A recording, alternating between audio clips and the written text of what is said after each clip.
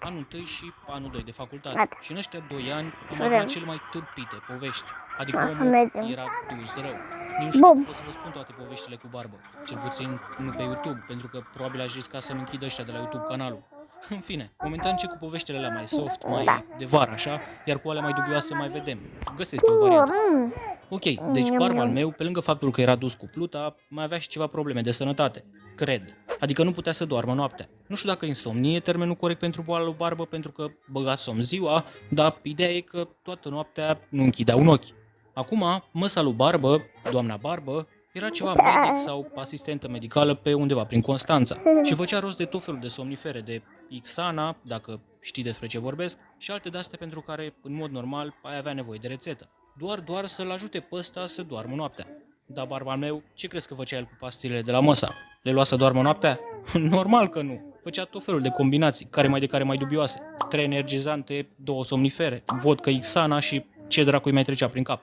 La început când îl vedeam, mi se părea ciudat, dar după câteva luni m-am obișnuit cu el. Plus că era super amuzant, era chestia aia cu bă, Vijay, ce mai coace barbă în seara asta? Nu știu, boss, dar sper să nu mai vadă fantoma lui Tutankamon, că m-a speriat rău data trecută. Acum, într-o seară, eram în sesiunea de vară din anul 1 și eram doar eu cu barbă la cămin.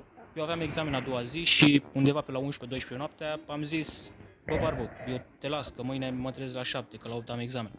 Mă pun frumos în pat, trece jumătate de oră, trece o oră, mă tot zvârcoleam de pe o parte pe alta ca un pește pe uscat, să dea dracii dacă mă lua somnul.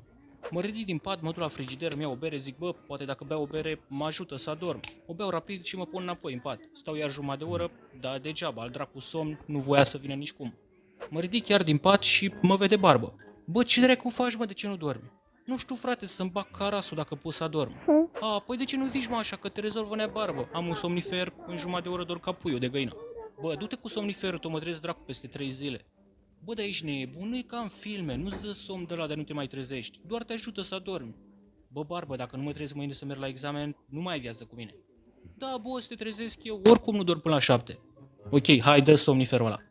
Acum, nu știu ce rahat de combinație a făcut barbă, dar îmi dă jumate dintr-o pastilă și jumate din altă pastilă. Nu știu ce pastile erau, dar am mers pe încredere, că doar na, ce se poate întâmpla. Le înghid rapid și mă bag în pat. Acum cum stăteam eu acolo în pat și l-așteptam pe moșene, barbă tot stătea și se holba pe fereastră. Fix în dreptul ferestrei avea parcat noului motor, un BMW pe care și-l luase de vreo 2 luni. La un moment dat, când eram gata să adorm, îl aud pe barbă. Bă, Jimmy, dormă? Aproape. Care-i treaba? Vino puțin până la fereastră. Bă, de ești nebun, lasă-mă că vreau să dorm. Hai mă puțin că vreau să te întreb ceva. Mă ridic din pat, mă duc la fereastră și îmi zice: bă, ia uite-te jos la motor și spune-mi ce vezi.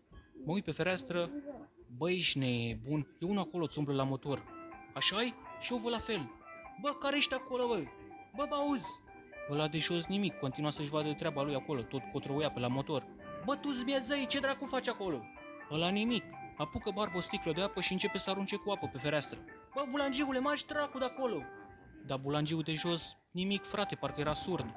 La un moment dat, după ce s-a săturat barbă de urlat, zice: bă, Jimmy, tu stai aici la fereastră și vezi ce face ăla, iar eu mă duc jos. Să vezi ce ți-l fut pe ăsta, tu-i mie zăi.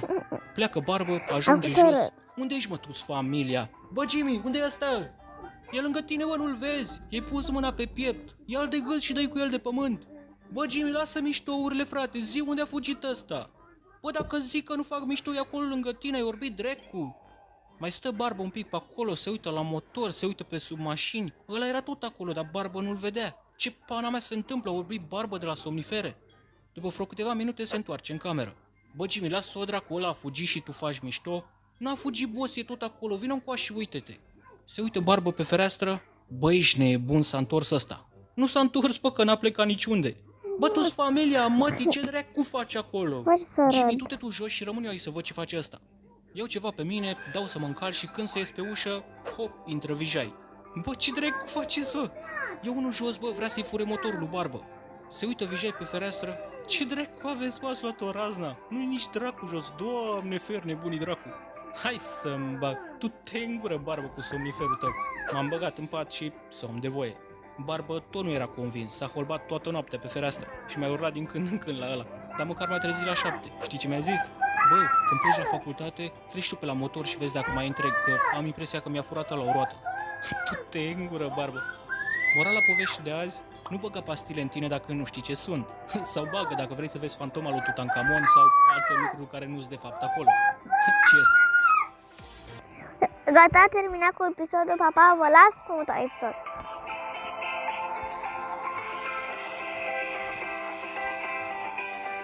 Nu mă întreba pe mine. Nu mă întreba.